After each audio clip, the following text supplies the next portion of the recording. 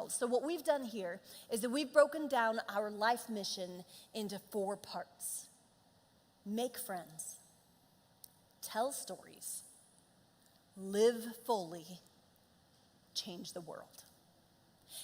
And the way that we've done this is each week we've kind of covered a different topic. So we talked about the first week making friends and what that means to be intentional about that. Last week we talked about telling stories. This week we're going to live fully. Now that might sound a little bit odd in the grand scheme of things. How is it that living fully helps us to make disciples, to accomplish our mission to change the world? And if the topic for today is living fully, then why, oh why, did we start off with all those grace and peace passages? What do these things have to do with each other? Well, we're going to spend the next few minutes unlocking why it is that all those New Testament letters that talk about our mission to change the world, why it is that they all begin with grace and peace. Why is that the ancient way that these Christians would greet their friends?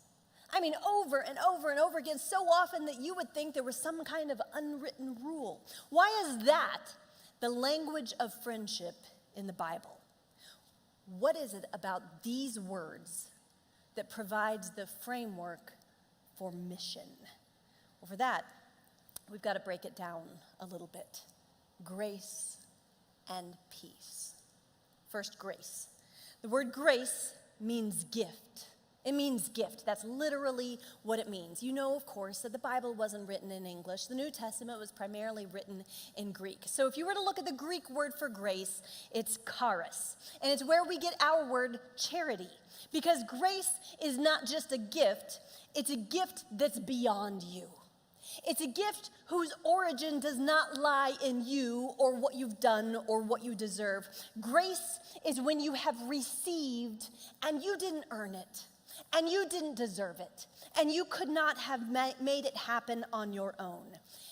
And this word, charis, gift, grace, the roots of it comes from a much older word, a meaning that tells us it's about leaning forward. About extending, about being inclined toward. That's what charis is all about. In other words, grace has its origin, its source, its beginning in the God who is leaning forward toward you, extending his hand to you, inclined toward you. Grace begins beyond you in the God who reaches out to you and you simply open up and receive. Grace is the announcement that what you have been striving for, you already possess. And all that's left to do is to receive. No more fighting. No more stress. Just receive what you could not have earned. One of the most overlooked verses in the entirety of the New Testament is tucked away in Philippians chapter 3. And Philippians is a letter that Paul wrote to the church in Philippi, and it begins with, you guessed it, grace and peace. And by the time he gets to chapter 3, verse 16, here's what Paul says. He says, only let us live up to what we have already attained. You already have it. It is yours. Now live up to it. In other words, life flows out of grace, not the other way around. So, grace and peace. And peace is another one of these words. You have probably heard that the biblical word in Hebrew in the Old Testament, when the word peace comes up, the word is shalom. Who's heard this word before? This is a fairly common, yeah, I thought so. This is a word you've probably heard before. The word is shalom, and in the New Testament, it's irene. And both words mean the same thing, and it's much more than what we usually think when we think of the word peace. See, most of us in English, we hear the word peace and we think absence of conflict, right? You've probably heard this sermon before. We think of peace and we think no one is shouting and yelling.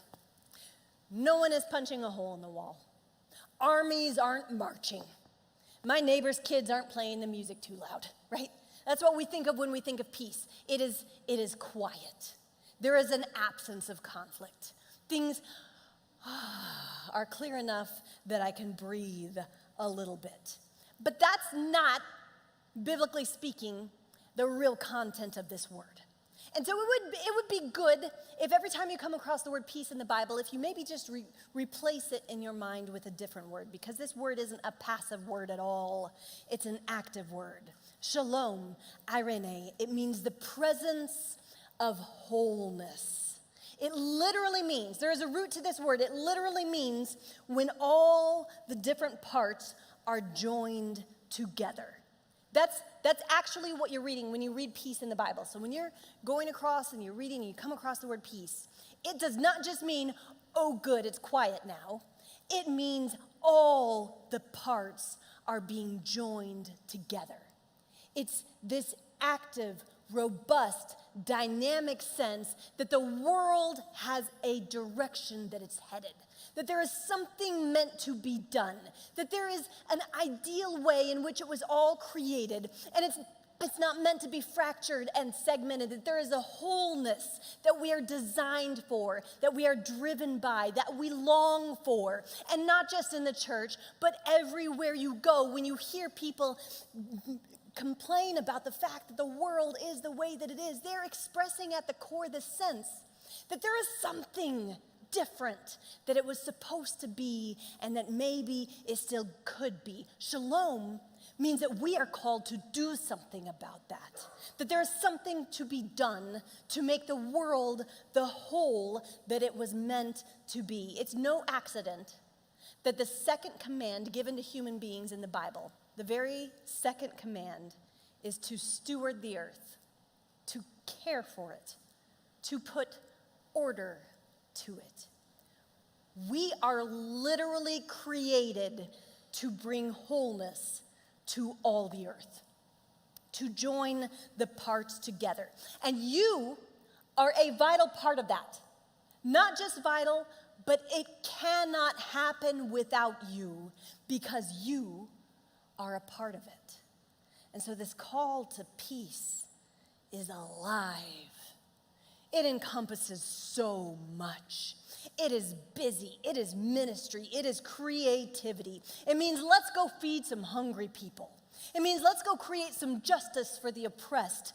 It means let's care for single moms. Let's introduce hope to prisoners. Let's provide togetherness for divided families. Let's heal some sick people. Let's welcome some foreigners. Let's make sure everyone has clean water to drink. Peace is serious business.